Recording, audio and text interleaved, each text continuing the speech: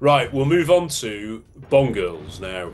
Ah, We, I mean, yes. I was what 12, 13. All my mates fell in love with Xenia. I fell in love with Natalia, to be honest. But we'll start with Natalia because we can move into Xenia when we talk about the villains. So, yeah, Natalia. I mean, again, we've just come off the back of. I mean, I think the Dalton Bond girls are absolutely brilliant.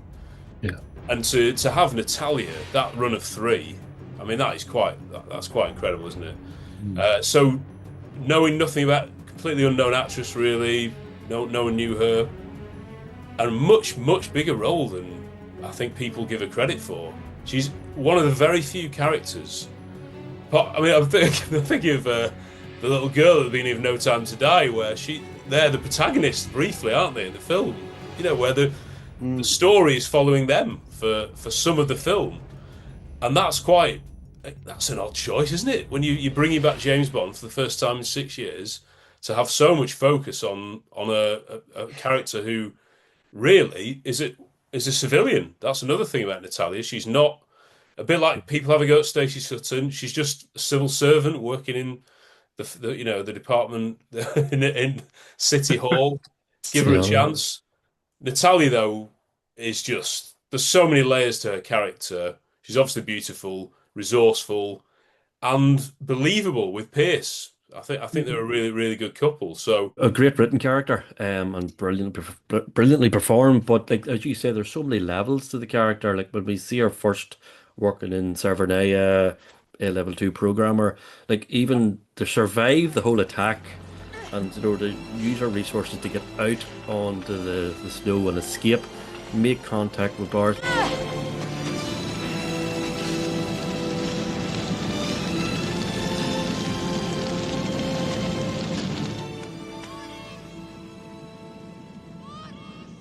There's a scene just whenever she comes off a train, she sees the guard, she's turning away, she knows she has to get away, but resourcefulness to try and get a computer to get online to yeah, try and contact Boris. There's even to walk into that shop and with a bit of paper and is this all you have? And she's selling herself as she's going to buy all this stuff, and your man sort of falling over head over heels for her. yeah. Oh, I'm gonna, it's so well done and well performed. It's such a great scene, and we had the privilege of chatting to Constantine Gregory, who played the computer store manager, and he told us how he was cast in the role. You've worked with a lot of amazing people, and you've said that there's an attribute that of your Russian background helped you with that. Was the Russian accent one of the reasons that you were cast potentially for GoldenEye? Yes, certainly. I mean, without question. Now that was an interesting thing. Something happened on GoldenEye that I've never experienced before. Martin Campbell. Now I'm not even sure that I had been cast, but I was called by the casting director to go to Pinewood Studios with a bunch of other actors, and our job was to read the script for Martin Campbell. He wanted to hear what it sounded like. He wanted to hear the shape of it. And we were each given several parts. But he said, "Oh, Constantine, could you read the stage directions?" I read very visually. I can envision what I'm reading. And so I started reading these stage directions, but I was also kind of editing in my mind how it was going to work. And rather than saying cut to, I'd say, and then at the same time, Bond is flying in, and then meanwhile, they're doing this, that, and the other. Anyway, we went through that, had lunch, and then came back to do it again with the sound recordist so that Campbell could listen to the recording of the film. I'd never come across that before. It was a very sensible thing to do, I thought. Then he could see what wasn't quite right or wasn't rhythmically right or, maybe needed changing. And so then, yes, I'm not sure whether I was cast already or not, but then I did the computer scene. That was fun.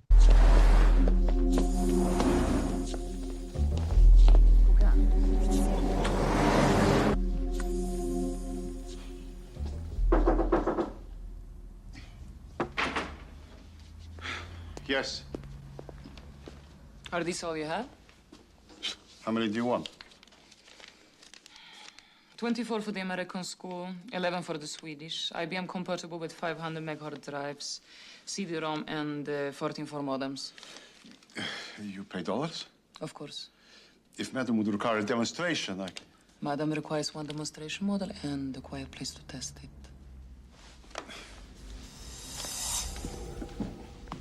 So Martin Campbell was there, but was there also Cubby Broccoli present as well? This was No. Not that I'm aware of. I never came across him or Michael Wilson or Right. Broccoli. I wasn't aware of them. I've been aware of Weinstein. I've worked with Weinstein. Oh, that's something else. Yeah.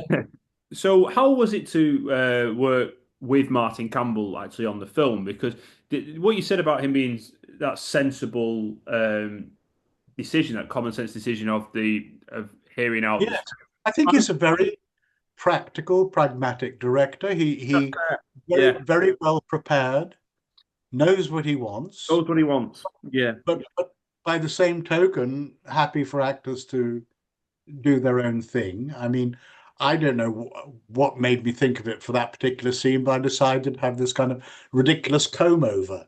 I've never had a comb over, but with the makeup lady, I thought that would be kind of fun to do. Yeah. Campbell loved it. It's like a comedy, a bit of comedy, isn't it, for the film as well? Yeah. That scene. Yeah, I mean, it wasn't a very significant scene, but it was. Been in a Bond film though. I mean, that's incredible. On your CV. Constantine, you say it's not a significant scene, but I have to say that the line that Isabella Scorupco says, the everything except the interruption, which is on the back of your line. Is everything satisfactory? Everything except the interruption. It's something that me and my brother have said to each other since Really? we were kids. Oh, No. anytime Oh, one of us annoying, everything except the interruption. And that is what we say to each other. So that's lovely to know. That I have touched someone's life. very much so. Us growing up with these films, of course, it's the Bond actor, it's Pierce Brosnan, but it's all the characters because we watch these films over and over again. Really? You just become really familiar with the actors and the characters, and you are one of those. You are one of those characters in GoldenEye. You are, because this is a film watched over and over again. There's lots of other people like us as well who instantly like the lines. If Madam requires a demonstration, It's a really good script, though, isn't it? I do think. Yes. Yes. And that's the beauty of Bond. Obviously we love James Bond, the actor, the leading actor, and all that, but you always get such a great tapestry of characters, particularly, that I wouldn't say as much anymore, sadly, actually, but up until recently, that was one thing that Bond always had, these extra brilliant characters that add a bit of context to a location or, someone that a character meets. And like your scene, when you're watching it, like I know that it's coming up, your scene, I know, it's next, we're going to the IBM place, and this is where, that it's brilliant. And, it's what you look like, it's how you deliver the lines, it's such a great performance for that moment. And you might say it's just two scenes or whatever, but great impact, such good impact. And you have no idea what you're giving me. I mean, I wouldn't even have thought of it. I just turn up on the set and do a couple of scenes. Oh, it's so much more. But I didn't have the comb over. Yeah. I love the contrast in how you play both scenes. Like when you first meet Natalia on, and then you hear how much she wants, and all of a sudden until you adjust the tie, and then you come to time, and you're so like, oh, is everything okay? And it's brilliant. And these are these little character moments that make the film. Yeah. Oh, that's lovely to hear. But it's called acting, I guess. Good job, isn't it? I think there are a lot of things you do as an actor that you do, what your character kind of takes over, and the little things you do that are unconscious. Yes, yeah. You're not conscious of a tie adjustment or whatever. You're not doing it deliberately. You're doing it as part of the character, and Yeah, that's Yeah. perfect. just something he might do. But you're not consciously doing it. You know what I mean? You're not saying, "Ah, well, on this line, I'm going to plug my tie." No. It doesn't happen like that. But But So it must be, I don't know, obviously, because I'm not an actor, but like you are doing comedy that like you're like John says, you start as a serious character who's quite unwelcoming and you're slightly worried about, what's gonna happen in Italy and all that, but then suddenly there's a turn and you're now a comedy like, you're providing laughs to what will have been a cinema full of people laughing. Like Yeah. a whole massive room of people laughing at you because of the I'll tie have to adjustment and the I delivery. haven't seen. I'll have to watch it again. Oh yeah. How did you find filming the scenes with Isabella? Oh, it was great. I mean, she was sweet, absolutely lovely lady. Only young, wasn't she then? Really? I mean, it was one of her first film. It was one of her first films, I think, wasn't it? She was pretty young. Yeah, yeah, yeah, she was. I think she's Swedish, but did she grow up in Poland or the other way around? Something like Like yes. that, yeah. Yes. No, and she's lovely, and of course, lovely to look at, and Yeah. very sweet lady. A great character, and it's a character that sort of pushes Bond through, and at times is near directing Bond, and like whenever Brosnan's sitting there going, "What are you doing?" and says, "Get us out of here," she's really just pushing Bond, and What are you doing? Boris is online backing up his files. If I can spike him, I might be able to find out where they're going. But don't stand there, get us out of here! Yes, sir. brilliant Bond girl, I have to say, brilliantly wrote and integral to the story. As you say, it's the civilian, but she's the person that has witnessed Orebov and Xenia stealing the GoldenEye. She's integral and falls in like with Bond. Like she doesn't even want to be with Bond at the start. In the helicopter, like she's kicking him to run away, to try and escape, and then realizes when they're caught and they're in the prison cell, I have to go with this man. Brosnan knows all about her, knows the watch has been in Severness. That's how he finds out. So, yeah, an excellent character, but integral to the story and is there right till the end. Like she commandeers the helicopter to save Yeah. Bond before the whole thing blows up. So, like, what a like line that character has throughout that story and is integral to it. An excellent character, yes, and stunning as well too. Yeah, I mean, I might be overstating this, but I'm puzzled as to why Isabella Scorupco it didn't sort of become a major film star. I don't Yeah. like she has absolutely everything in her arsenal, and Hmm. you've got we saw Rosamund Pike, didn't we, in very young in Die Another Day, and you thought, yeah, she's definitely got something about her. I think it's that. I think she chose not to. Oh right, okay, right. I think she chose to. She turned down quite significant roles. There's I quite a do remember reading it. Yeah, I do remember you're yeah. right. I'm The sure there's rules quite a turned down. big Yep. budget, famous film of the 90s that she turned down the role for, Mhm. and she didn't want that kind of level of fame, I guess. Yeah, yeah. Well, Uh, Martin Campbell got her back, didn't he, for oh, Yeah. Vertical Limit? Very Yeah. good. Yeah, yeah. I watched Reign of Fire again recently. Oh, yeah. Which I think is quite underrated. I think she is brilliant, Isabella Scorupco. There's something about her. I mean, in addition to everything that was said, but like she's able to portray like I don't know what it is. I don't know whether it's like sort of disgust or so. I can't remember. I can't quite put my finger on it, but she's just able to convey emotions and ones that aren't typically synonymous with like a beautiful woman, or I don't know quite what it is.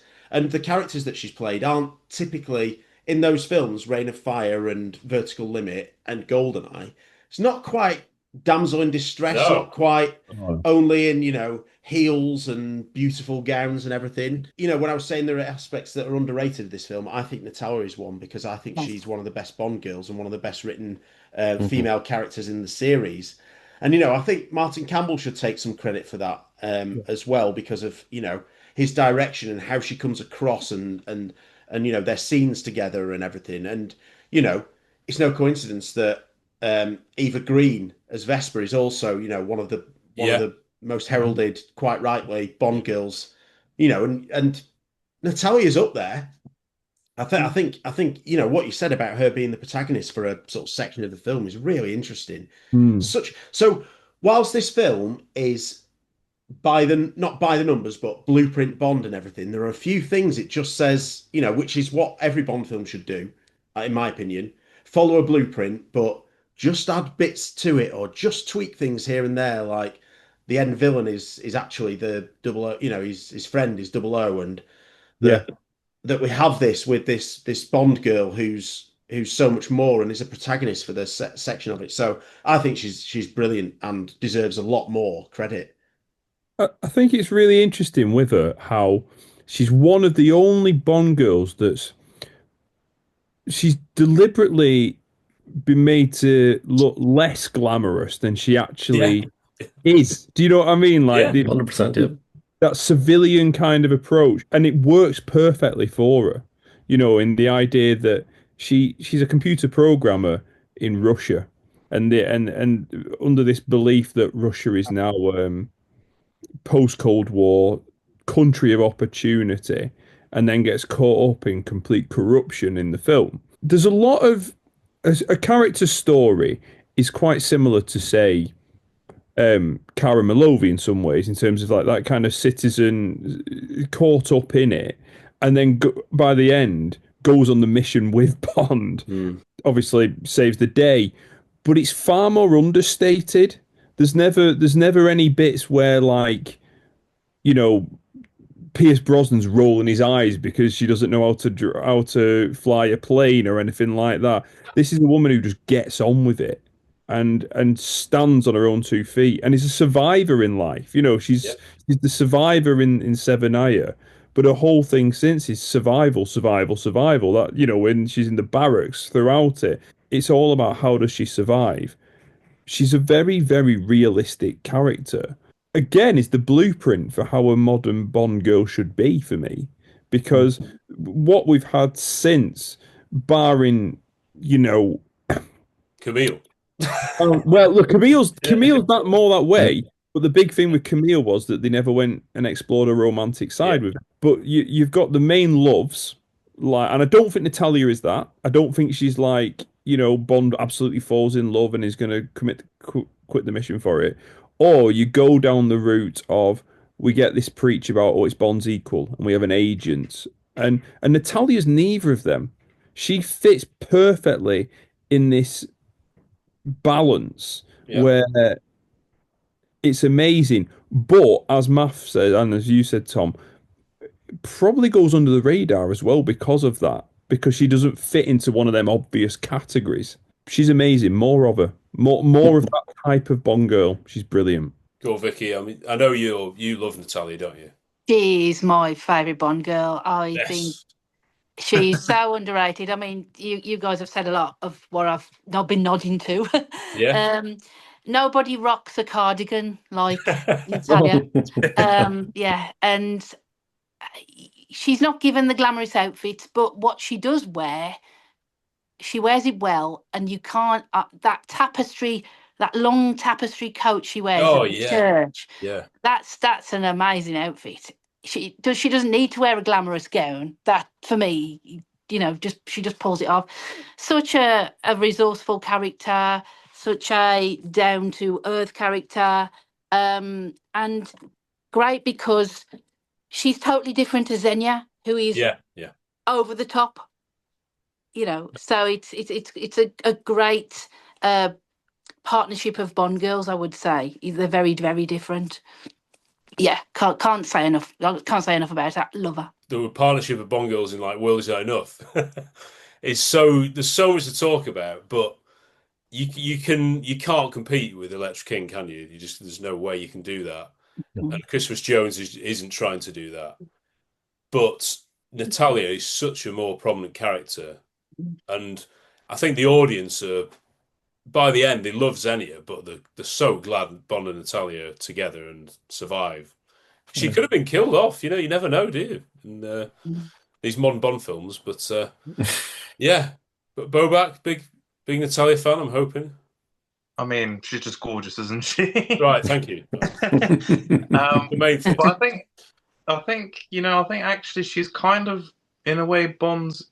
I do feel like she is actually Bond's equal. I know John kind of said in a way that she isn't, but like you said, she's a survivor. She's survived so many different things, and that's what Bond does. And I feel that's what maybe connects the two, and maybe in my mind and maybe in other people's mind they see that connection. And I think, you know, she plays those emotional moments really, really well. And I'm trying to think of other Bond films, but it's probably one of the few Bond films where you get an emotional element to the story. Like, I feel Pierce's Bond actually kind of does like her or does love her, maybe has an affection towards her. And I think Natalia has the same in return. And I think, in a way, like other people have said, it's Martin Campbell's direction as well, because I'm pretty sure he directed The Mask of Zorro, didn't he? Oh, yeah. Brilliant. And again, the action in The Mask of Zorro is epic, but there's a human element to it and there's an emotional element to it. You see that from Natalia, and I think you see that in GoldenEye, which you don't in a lot of other Bond films. You see a more human and emotional element. Yeah, I think Natalia plays it really well. Glad you brought it up. Surprising, given she never did anything before. Well, no. Anything after, so she did really well. Zorro, though, well done for. I mean, it's so underrated, isn't it? I mean, it was really popular and heralded at the time, but that seems to have got lost a bit, because that really discovered Catherine Zeta-Jones as a film star. So, you know, another gorgeous lady. I think Martin Campbell. But good comedy actress in that. So, I mean, the banter between them, kill him, he means nothing to me. That's good stuff, that, isn't it? Yeah. She is doing it with a wink, isn't she? She doesn't mean it. Yeah. Bond doesn't mean it in a sense, but. So, what's the choice, James? 2 targets? Time enough for 1 shot. The girl, the mission. Kill her. She means nothing to me.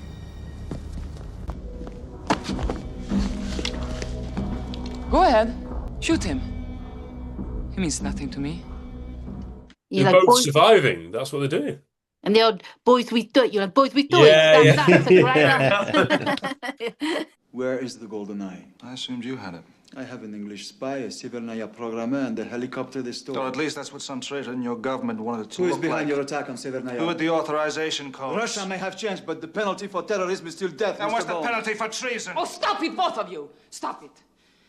You're like boys with toys. But yeah, she's the woman in that situation, making these men look like fools, isn't she? Yeah, absolutely. Which is class. Can't say enough praise about Natalia, and I'm glad that Bond fans are in general agreement, I think, over her. She doesn't seem to be able to touch, obviously, Eva Green or Tracy or even Electra would probably be. Yeah. But apart from them, in terms of the emotional connections that Bond goes with, she's as good as it gets, I think. Yeah. Right, so which brings us to the other Bond girl, who they don't actually do anything other than some weird kissing in a sauna. I always forget they don't actually sleep in a bed together, Bond and Xenia. I mean, we do see her sleeping in a bed with somebody, not really much sleeping going on. What? Boba, did you watch that with your parents or what? I don't. Yeah, my dad was really easygoing with all that sort of stuff. So it's just sort of like, you know, I don't think I really registered it as a kid. I was just like, oh, this is just fun. But when I look at it now, I mean, I guess it is still fun in a way. Yeah, that was the problem. That's what Chuck Farrell thought. Yeah, he was more than happy. Dave was smiling his face. What a way to go. Yeah. Xenia, I can't breathe.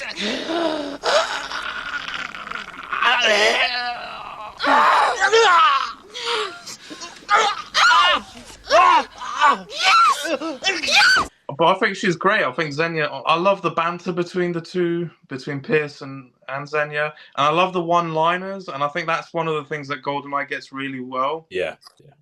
I think Sean Connery always nailed those one-liners, you know, that are positively shocking and all that. And I think in this film, you really get some really good one-liners. And I think some of the one-liners between Pierce and Xenia, you know, with no more full play and that sort of stuff. It's fun. It's exciting. And I think Xenia provides a really nice, exciting element to it, and the fact that she enjoys killing people so much is sort of kind of hot in a different kind of way, you know.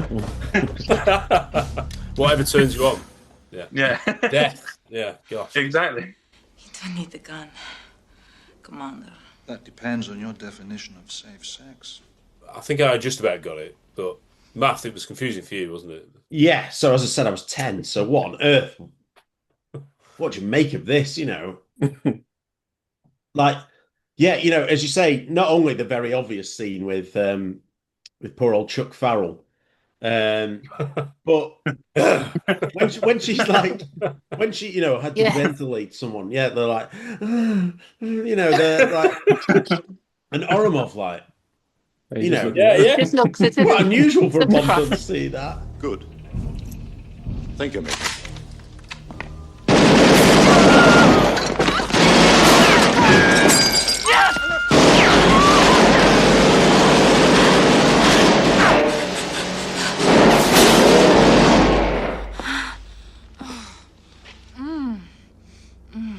I think she's great. I think so unique, stands out from anyone that's been before or since in terms of, you know, I mean, in terms of how different she is. And again, you know, in recent films, I don't know how many actual, like a villain henchman. I mean, we haven't had that many in general, but the main ones I would say are Fiona Volpe, Xenia, and Mayday.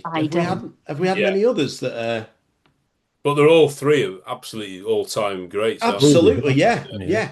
Like, so, you know, again, this is something that they could do. You know, it could be a female main villain, but it could be a female secondary villain. You know, because Xenia's a big part in this. She does an awful lot. She's scary, but also, you know, I don't know, alluring. That's maybe the wrong word, but like, just she a great character. And it's interesting what you said, Sean, about the music and everything, because whereas Natalia doesn't get the casino scene or the costumes, Xenia gets far more of that. Which might well have been, you know, an active choice. No, it's again just following on from everybody else. Like, what a character once again. But what Vicky was saying earlier, it's a complete contrast to Natalia that we have. Xenia is like, I'm gonna think, really over the top, but it's played that way. And like what a villain that sort of gets off on killing people. You know, it just sort of just makes sense, but it's just the way it's done. And like, I give a quick shout out again to I know it's separate, but Fatima Blush is that type of a character as well, in terms of, you know, never say never, but the contrast and how she works with actually Ordomov, and then just with Trevelyan Sean Bean. She's always there. Any frame you see a villain, she's right behind them. She's there, so you're making that contrast straight away. The villain supporting henchman, but really over the top. But what a character once again, and like, she has the better of near everybody. Like that scene in the sauna with Bond is just pure class. It's just pure Bond. You know, the Bond will win, but all the quips, the one-liners, is what it was saying. No. No more foreplay. Take me to Yanis. Even whenever the plane crashes in the jungle, it's Xenia that's down. She is gonna finally get Bond. Like, I know it was cut out of a lot of the versions we've seen, but she's headbutting Natalia. She's ready for Bond. You know what? Wait for your turn. Like, her death is a memorable scene once again. Like, killed by their own petard, for want of a better word. You know, like, it's perfect. Just a great ending to that character. Brilliantly portrayed once again by Famke Janssen, but a great sort of foil for the Natalia character, that we have this other over-the-top character that's the complete contrast, and I think it works brilliantly well. You always did love a good squeeze. Oh, yeah. So many lines, though. So many good lines. Oh, it's quotable. So quotable, yeah. She always did enjoy a good squeeze. And in contrast to Isabella, Famke went on to do quite numerous projects, didn't she, from this? X-Men, you know, start off with, So she really embraced going forward and having that sort of stardom for a time, didn't she? Really. What did you think of the first time you saw these scenes, Vicky, of Xenia? I just thought she was great. I mean, I was 20, so it made a little bit more sense. Yeah. But yeah, just the one-liners, and it's just the contrast and just the way even the outfit she wore, the big like collars and the hats, and just a great character, and they're the sort of characters that I really like in Bond films. These type of characters, these larger than life characters, really, I suppose, which we don't really seem to get now. Everything's a bit more real, isn't it? More realism, but I'm one for the larger than life. The escapism. I just want to escape from what's going on in day-to-day life and be took away to somewhere else. Shooting a feature is not like shooting low-end TV. There's a bit of money flowing around, and shooting in France in particular, French always have a proper lunch. Everyone sits down, everyone stops and sits down. So there's none of this, sandwich on the hoof and you're on to the next scene. We all stopped and had a real proper 1 hour sit-down lunch with wine, really lovely food in a marquee on the docks just by the ship. And Famke and I and Isabella often we used to just sit and chat over lunch. It was, I thought I died and gone to heaven as the line in the film goes. I bet you did. Wow. Shh. I have a small surprise from your friends back at the barracks. You think I've gone to heaven? Not yet. Just incredible. I'm sorry, I'm just absolutely blown away by this. Both very beautiful women. Absolutely incredible women, and both fantastic characters as well. Yeah. I mean, I know Xenia she's far-fetched in some ways, but she's very comical and fantastic in what she does. But Natalia is for me, one of the best Bond characters in the whole series, because she's ultimately just a civilian who gets caught up in fire and all of a sudden is having to run away from Janice and stuff. It's phenomenal and exceedingly believable. We started this by talking about acting or not acting, but it's exceptionally realistic and believable. GoldenEye, would you say that everyone knew that that was something massive and it was being done well, and because there'd been this break in the Bond series building up to GoldenEye, and this was a bit of a comeback. Yes. What was the mood like on set from your experience? I think, because I wasn't on set that long, but it was a very good mood. I came to know Pierce Brosnan, but not through that, just as a friend of a friend. He was a lovely guy. Brilliant. And I think a better actor than most people give him credit for. Absolutely. Yeah. Totally agree. He never really had a chance, I don't think. And I don't know the difference between him and someone like Craig. I mean, Craig is a very fine actor before he ever got Bond. And he's managed to do things in between Bond films that gave him a kind of... And he's managed to maintain a credibility. He hasn't been labelled in the way Brosnan was. I guess the times are different too, perhaps. Yeah. He's more to distance himself now, I think, isn't he? And Pierce is... I think he did love being James Bond. And I think he was a bit gutted at how it ended. But he was so good. It's not an easy thing to carry a film. As we say, the 6-year gap. This was a brand new James Bond, and the Cold War had ended, all sorts had happened. So I do think he deserves great credit for that. I do. Mm. Absolutely. And he did it with great charm and great aplomb and great sense, I think, of responsibility to what the franchise was. I think he did a very decent job and was aware of the responsibility and did it very well. He was one of the good Bonds. Absolutely. I mean, he is our generation's Bond. Yeah, that's right. Of course. Yes, of course. So GoldenEye was Tom's first film in the cinema. Was it, Tom? Is that right? Yeah. Well, I saw The Living Daylights, but I was only like 4 or 5, so I can't really remember it. But yeah, GoldenEye was the first one. Was like an event in my life. Yeah. Right. GoldenEye for Harry and myself is like the child that's probably the film that's synonymous with our childhood, really, and growing That's up. how fascinating. Yeah, of course, I Yeah. wouldn't. Yes, I wouldn't have thought of that. Really 007. It's Sean here reporting from whatever it is.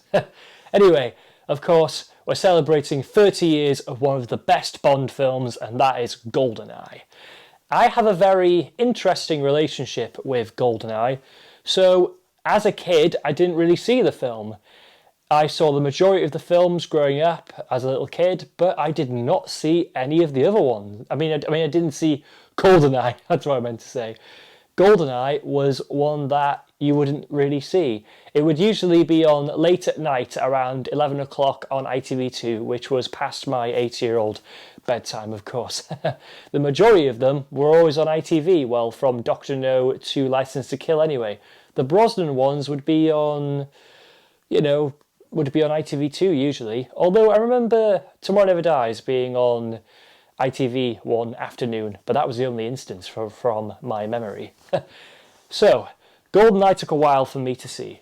I did see it for the first time in 2011. I think we were having a party or something, and it was on late at night, so I stayed up and watched it. I didn't really gel with it on that first screening. It took until I did my first Bond marathon, which was in 2023. I watched it then, and I instantly just clicked with it then, and it slotted near into the top 10 at that point. It is now in around that area still, but yeah, it is a fantastic film. It's one of the best Bond films, it's one of the best debut Bond films, and it was the right film at that time to revitalise the franchise after a 6-year hiatus. Like many Bond fans, I was lucky enough to attend a screening of GoldenEye very recently. So I saw it in Cineworld and I saw it at Odeon. So yeah, could not miss it. I mean, what an experience that was. Really just an incredible experience to see the film. So, I mean, I'm just going to list off what my favourite moments were from each screening, if that's all right. So, I mean, the bungee jump scene in both screenings that I went to was absolutely amazing. Just jaw-dropping to see it. The scene with Bond sleuthing on the Admiral's boat. The archive shootout is arguably, I think that is my favourite scene in the film, is the shootout in the archive. The brilliant score in the background, that great AK-47 gun sound, and then when Bond goes out and then he goes into the tank and the classic Bond theme kicks in, it is just amazing to watch. I was just tense when Bond was, when he was looking at Boris, clicking that pen so many times. I was thinking, it's going to blow up, everyone! And I also have no problem with the score, aside from, the theme during the car chase, Ladies First, I believe that's what it's called. Yeah, and I also don't like The Experience of Love either. I think it's just rubbish. Sorry. The Cineworld screening, all in all, absolutely loved it. I loved every moment of it.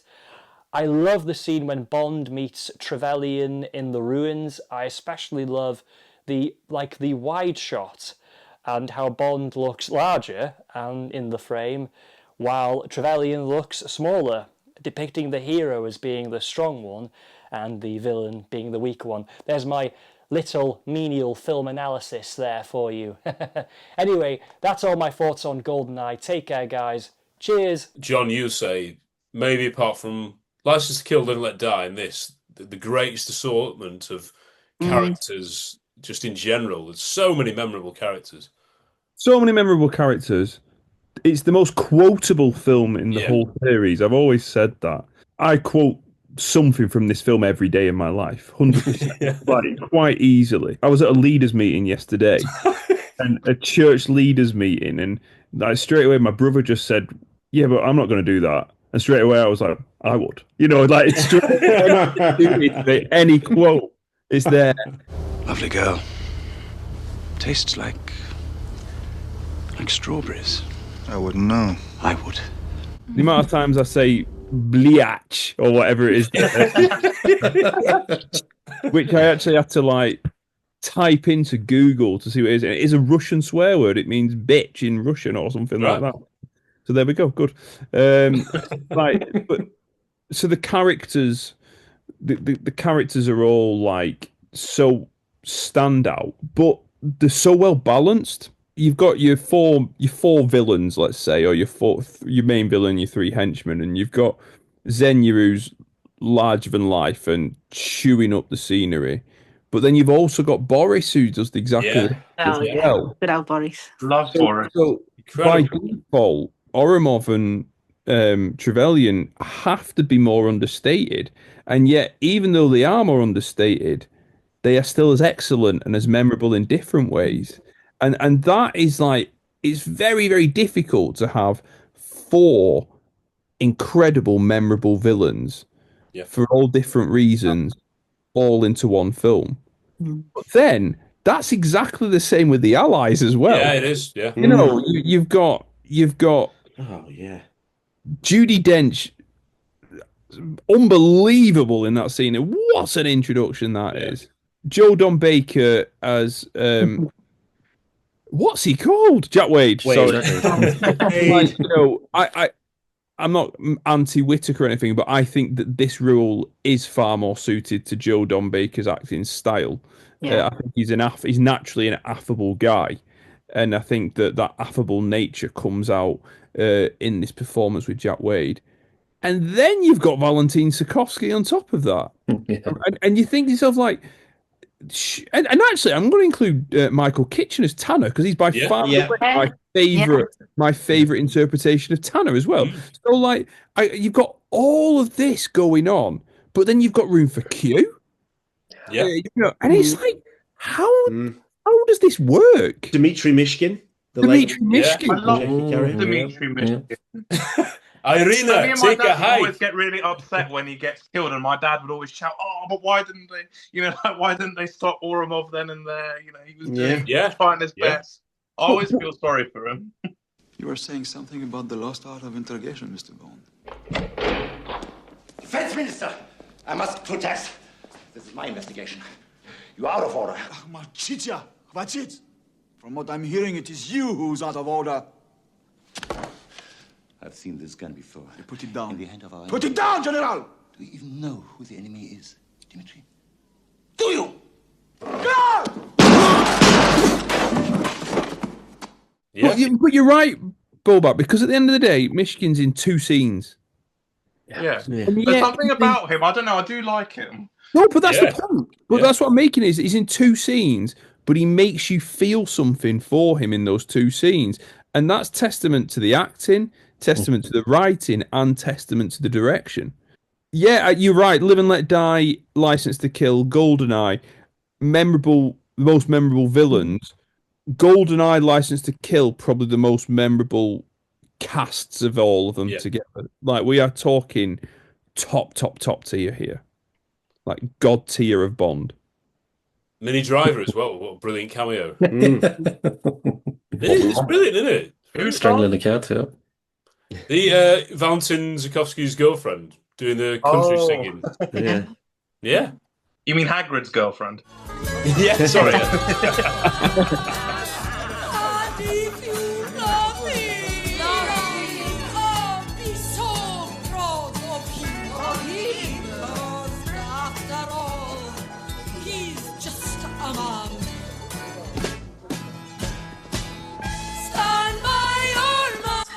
Well, that's the thing, because we saw this before Harry Potter.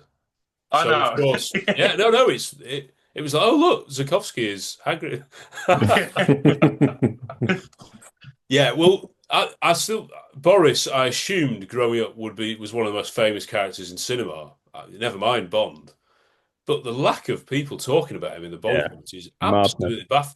I thought people would be dressed up at all these events with, the wired T-shirt, the glasses. It's an easy costume. Not seen anyone. The fact that Alan Cummings, quite, a very engaging guy, very funny guy that everyone seems to like, and he's presenting the US traitors now. So people don't seem to have caught another underrated aspect. He is. He's brilliant. Yeah, and the banter between him and Natalia. Well, I just. You know how there's certain characters who get loads of attention, which is quite right, and people might dress up as them a bit. There's just been nothing about Boris. I thought he'd be like an icon to everyone. Well, because to me, him and Xenia are such over the top characters. Xenia's much more evil, definitely. Boris is just a bit selfish, isn't he? And he thinks it's business. But my word, he makes a brilliant impact. I mean, like, watched it with Jennifer for the first time recently. These are the characters she'll remember. Yeah. I mean, they can, brilliant. And the whole "I'm invincible." Everyone remembers that line, don't they? Yeah. Better luck next time. Slug heads. Bang! Gun! I am invincible!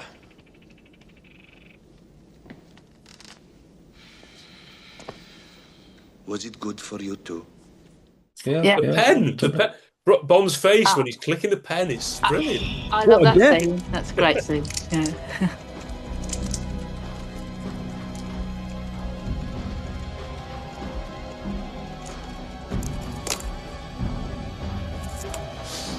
Tell him!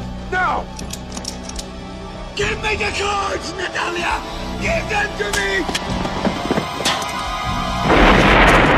In fact, he's frozen to death in that. Yeah. You know, it's like everything about him's memorable. His costume. It is. Yeah, class. Yeah. Yes! I am invincible!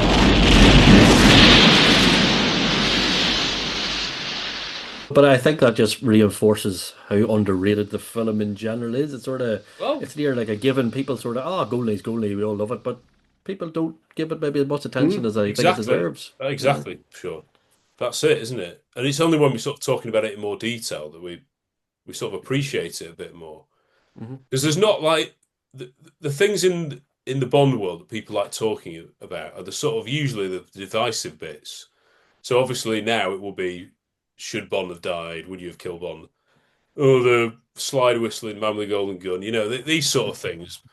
They don't really go into the sort of this sort of character of Boris and some of these other lesser characters. I think that fantastic acting, and imagine if somebody else had played that character, how different it might have been. Yeah. So many variables that go on, and we're blessed that they usually get it right. I always say with the casting of Bond films. The Scottish Russians, they know how to. They can do it. They can do it. But yeah, okay, Zukovsky. And we've talked about him quite a lot on the podcast with the Allies and that sort of thing. I assume everyone loves him, don't they? Yeah. Yeah, what a character. Again, what a scene to introduce a character like that, and just has Bond, sort of.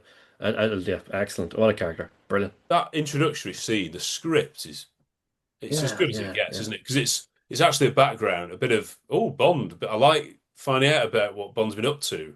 Like he's done a previous mission where he's met Zukovsky and he gave him the limp and all this. It's a great setup. And even just when Bond has the gun to the head, he can rhyme off the name of the gun. I believe he killed. I think people are usually going to believe he killed two. Yeah. Lucky me. And Walther PPK, 7.65 millimeter. Only 3 men I know use such a gun. I believe I've killed 2 of them. Lucky me. I think not. Like the next we seen the first time, like that's Brosnan's very first day of filming. So that's their very first day on set filming. So like that, but even just there's comedy there as well. Like my knee aches. You know how cold it is. And silence, and it's so good and it's so well done. He wants me to do him a favor. My knee aches every single day. Twice as bad when it is cold. You any idea how long the winter lasts in this country? Huh? Come on, Dmitri.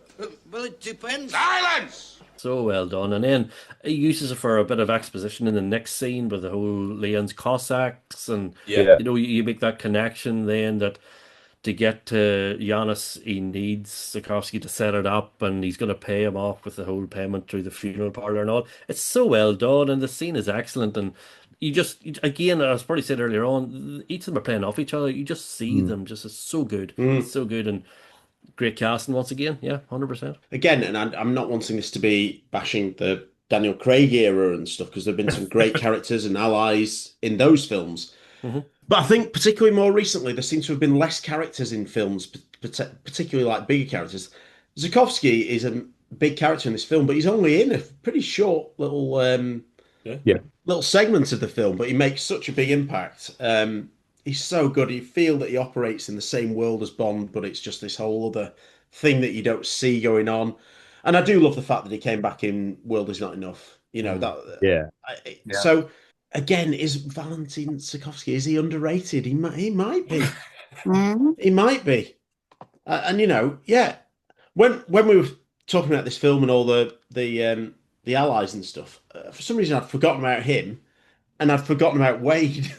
It's like, what? Because there's so much else going on to be thinking about. And Mishkin, you know, that beard. When it was my stag do. Oh yeah, the lads had to decide whether to shave my beard into a Graham Souness tash, a David Brent goatee, or a Mishkin sort of goatee. They went with the moustache, which my mate Ben was annoyed about because it actually nowadays is probably more appropriate than some of the others. But anyway, even Mishkin, you know, just in a couple of scenes, doesn't have barely any screen time, but manages to make an impact. Again, you've got to give credit to the director and the writers for these things because you know, you can take them for granted sometimes, but my word, what an impact. The fact that Wade and Zukovsky both returned in a film full of loads of other characters shows how good they were, how flexible they were in terms of fitting in with storylines, but also how popular they were. I think there would be a temptation in newer films in general. Maybe this is nonsense actually, but I was going to say it's all right for a character to be only in one scene or two scenes, and then you can have a different character in one or two scenes rather than the same characters popping up throughout a film, if you know what I mean. Because I think that works well, particularly when it's somewhere, you know, like Bond, where you're moving from location to location. Yeah, it just proves once again, I'm going to say underrated, but these characters are integral to the story. And a lot of time you say, like, oh, things that bypass you. But to back up Tom's point there, like, they brought these characters back. They had an impact. Yeah. They realized that they had an impact with the audience and people liked them. And they were, like, trying to fit them in a different way. Like Wade coming back in Tomorrow Never Dies, like, brilliant. Just the way he appears out of nowhere and he's there. And you just feel yourself going, oh, that is so good. You know, so it just reinforces the characters. Are making them sort of differences to get the story along, but people are relating to them. So it's great to see. It's great to see. But again, so small a part, but we're talking about them 30 years later as if they're huge parts. It just means so much. But I do think so much of that is because of the script. I mean, like, so, you know, you just quoted the Valentin Zukovsky Bond dialogue and it just pops. You know, it's so quotable. Jack Wade, the amount, you know, Bird Wife, Morphine, you know, all that. We think about that. Show me the rose. Please, no. All right.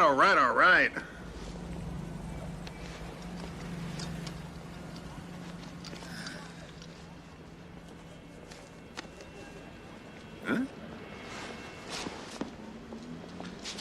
Muffy?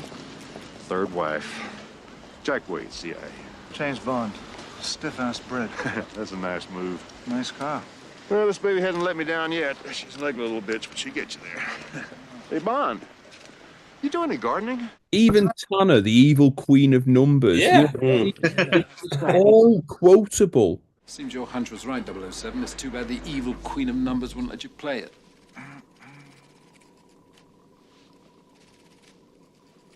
You were saying? No, I was just... Good. Because if I want sarcasm, Mr. Tanner, I'll talk to my children. Thank you very much. Even Caroline, the the driving instructor. You know, everybody has a line that you remember them for, and that's why this car at once. Exactly. James, I want you to stop this car. Really? Stop this car at once! and I really feel that Jeffrey Kay and Bruce Fierstein deserve so much credit for the script. There's been a bit of revisionism over the past few years, over people of a certain demographic saying, oh, this script and GoldenEye, it's just cheesy quote after, or it's innuendo. It's like, I'm sorry. I think that might be one of the most misguided takes I've ever heard on a Bond film. I mean, I genuinely think that, like, This script is endlessly quotable and memorable, and is the reason why so many characters, regardless of they're in one scene or 20 scenes, why we remember them 30 years on, because they are so quotable. I've just had a friend of mine who is a non-Bond fan. She went to see Cue the Music, so decided that she was going to watch all of the films and listen to all of the theme songs in preparation. Wow. And GoldenEye was her favourite film. Now, she was born in 1995, so, you know. That's all for part 3 of our 30th anniversary celebration of GoldenEye, but keep watching for part 4.